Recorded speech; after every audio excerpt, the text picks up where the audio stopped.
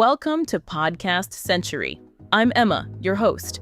What if I told you that the single most important substance in your life today isn't the data on your phone, the coffee in your mug, or even the water you drink, but the black, sticky stuff that powered, produced, and delivered all of it to you? Welcome, everyone. I'm Alex, and you've got to be talking about crude oil. For a lot of people, that word brings up images of gas stations and smokestacks, something we see as a relic of the past that we're desperately trying to move away from. Exactly. But thinking of oil as just fuel is like looking at an iceberg and only seeing the tip.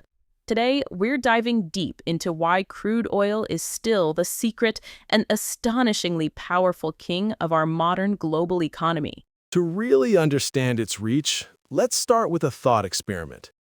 Imagine you wake up tomorrow morning and every single drop of crude oil and everything made from it has just vanished. Poof, gone. Okay, I'm picturing it. It's a very quiet morning, I imagine. What's the first thing that goes wrong? Well, first, your plastic alarm clock never went off. But let's say you wake up anyway. You go to your driveway, and your car is just a useless sculpture of metal and glass. The bus isn't coming. There are no sounds of traffic because nothing is moving. The world has fallen silent. So transportation is out. What if I decide to just walk to the grocery store for food? You'd better be quick. The shelves would be picked clean within a day or two. Why? Because the endless fleet of diesel trucks that restocks those stores every single night has stopped running. There are no more deliveries. And it's worse than that, isn't it? The food that's already there, the plastic wrap on the cheese, the plastic bottle for the milk, the plastic bag for the apples, all of that vanishes too because plastic is a petroleum product. Right. Now let's take it to the next level. Think about a hospital. Many have backup diesel generators for when the power goes out. Those are useless. But more critically, think about everything inside. IV bags, syringes, sterile gloves, tubing, heart valves, pill casings, almost all of it is made from medical-grade plastics. Wow, so modern medicine would basically cease to exist in a functional way. Exactly. And on a global scale, every single one of the 25,000 commercial airplanes in the sky are now grounded. Global travel, global trade, international mail, it all stops instantly. Within 24 hours, our complex, interconnected world doesn't just slow down, it completely unravels. That's a terrifying and powerful image. It really shows it's not just about fuel. It's woven into the very fabric of our lives. So let's break that down. What's the first, most obvious pillar of oil's importance? That would have to be transportation. It's the one we all interact with. Over 90% of the world's transport is powered by oil products. Gasoline for our cars, diesel for the trucks that form the backbone of our supply chains, and jet fuel for planes. Okay, think about getting an Amazon package. That item was likely made in a factory, put on a diesel truck to a port, loaded onto a massive container ship that runs on heavy fuel oil, sailed across an ocean, put back on a train, then another truck, and finally driven to your door in a delivery van. Every step of that journey is powered by oil. And you mentioned the biggest mover of them all, global shipping. There are over 50,000 massive cargo ships constantly crisscrossing our oceans. Each one is like a floating warehouse. Without the thick, sludgy fuel they run on, global trade simply ceases to exist. So even if you personally drive an electric car and work from home, the food you eat, the clothes you wear, and the phone in your pocket were all brought to you by oil. It is truly the blood in the veins of the global economy. Okay, that's transportation. But the second reason is the one that really blows my mind. Everyday products. This is the hidden world of oil. It really is. Start with what you're wearing. If you have on anything with polyester, nylon, spandex, or acrylic, so most athletic wear, fleece jackets, even parts of your socks, you're wearing oil. Those are just plastics spun into a fine thread. Right. And then just look around the room you're in. The paints on the walls, the shingles on your roof, the insulation keeping you warm. The casing on your computer, your TV screen, your kid's Lego bricks, your credit card. It's all petrochemicals. It even finds its way into things you'd never guess. Cosmetics, lipstick, perfumes, dishwashing detergent, guitar strings, contact lenses, even chewing gum often contains petroleum-based polymers. It is everywhere. And then there's the big one we already touched on, medicine. Aspirin, antihistamines, antibiotics, and countless other life-saving drugs are synthesized using chemicals derived from petroleum. And it's also fundamental to growing our food. The nitrogen-based fertilizers that enabled the Green Revolution and allowed us to feed billions of people are primarily made using natural gas, which is extracted right alongside oil. Without them, crop yields would plummet. Which brings us to the third big reason, the economy itself. Because oil moves everything and is inside everything, its price has an enormous, inescapable impact on your wallet. Right, it's a huge driver of inflation. We all see the direct effect. When crude oil prices go up, the price of gas at the pump goes up. That's obvious. But the indirect effects are much bigger. When the farmer's fuel cost to run their tractor goes up, the price of corn goes up. When the cost of transporting that corn to a factory goes up, the price of cereal goes up. When the cost of making the plastic bag for the cereal goes up, the final price on the shelf goes up.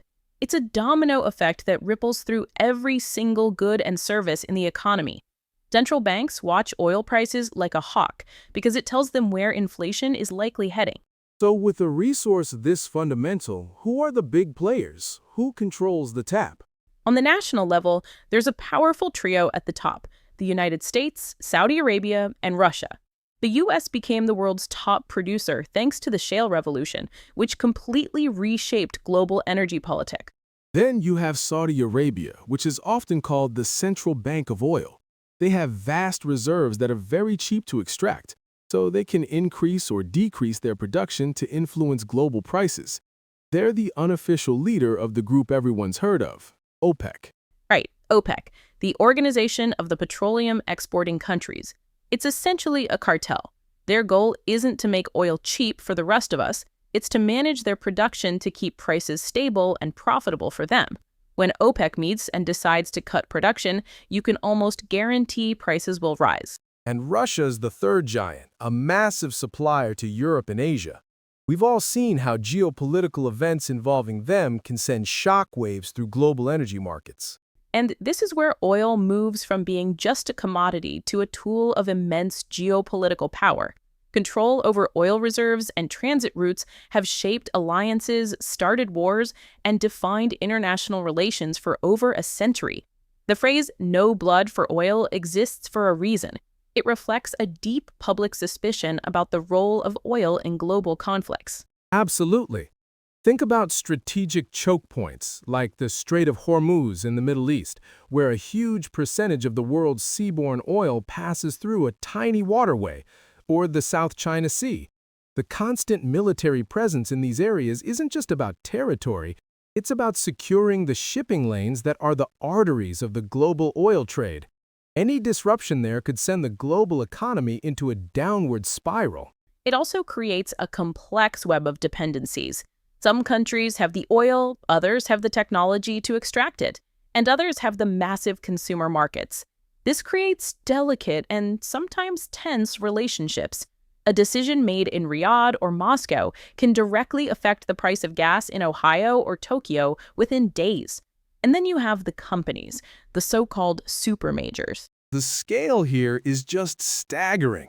You have the state-owned behemoth, Saudi Aramco. When it had its initial public offering, it instantly became the most valuable company on the planet.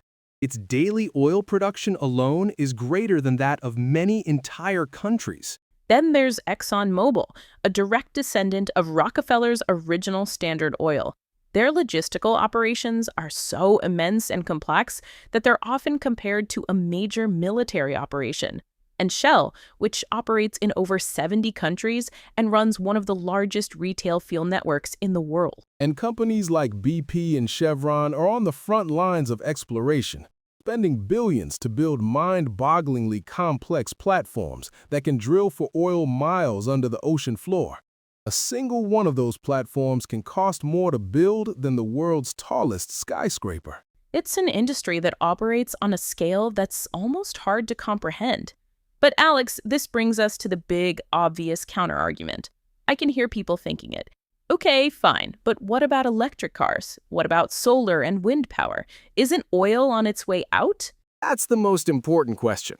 And the answer is yes. The energy transition is real, it's happening, and it's absolutely essential. But it is not like flipping a switch.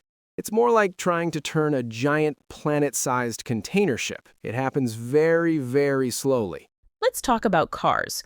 Yes, EV sales are growing fast, which is fantastic. But there are roughly 1.4 billion cars on the road worldwide. Even if we started selling only EVs today, it would take more than 20 years just to replace the existing fleet. And that's just cars. What about the sectors that are much harder to electrify? We simply do not have the battery technology to power a jumbo jet across the Atlantic or a massive cargo ship across the Pacific. Those critical sectors, aviation, shipping, long-haul trucking, will remain dependent on liquid fuels for the foreseeable future. And even for personal cars, where the technology exists, we underestimate the sheer scale of the infrastructure challenge. The global network of over 1 million gas stations, supported by thousands of refineries and pipelines, was built over a century. Replicating that convenience and reliability with a brand new EV charging network is a monumental task. Plus, renewable energy doesn't solve the stuff problem. You can't make a syringe or a polyester shirt out of wind power. Even if our entire electric grid ran on solar, we would still need vast quantities of oil as a raw material for all the petrochemical products we rely on. And finally, there's the reality of global development. While we in developed nations discuss switching to our second or third car, which might be an EV, hundreds of millions of people in emerging economies in Asia, Africa, and Latin America are buying their very first vehicle. For them, an affordable gasoline-powered car or scooter represents a monumental leap in economic freedom and quality of life. That's where a huge amount of future oil demand growth will come from. Though even as demand falls in some areas, it's still growing in others. The transition is happening, but it's going to be far more complex and drawn out than most people imagine. So, to wrap this all up, crude oil is so much more than fuel. It's the primary raw material for the physical world we've built around us. It's the lifeblood of our global supply chains and a massive lever in the world economy. Its role as our primary source of energy will and must diminish over the coming decades, but its role as a primary raw material for making things is set to continue for a very long time. Moving away from it is one of the greatest challenges humanity has ever faced, precisely because it's so useful and so deeply embedded in everything we do. The real question isn't if we'll stop using oil, but how we manage a world that was literally built on it as we slowly learn to build with something else. It's a humbling perspective. It makes you look around at everything differently, realizing just how much of our modern world we owe to this one substance. Exactly. And it's a great reminder that the story of energy and materials is always evolving. Understanding where we are today is the first step to building a better future tomorrow. On that thoughtful note, that's all the time we have for today. We hope this gave you a new perspective on this substance we so often take for granted. What do you think oil's future looks like? Let us know in the comments. And if you enjoyed the show, please be sure to like, subscribe, and share it with a friend who might find it interesting. It's been a fascinating topic, and we're so glad you could join us. Thanks for listening to today's episode. We'll see you in the next episode. Take care, everyone.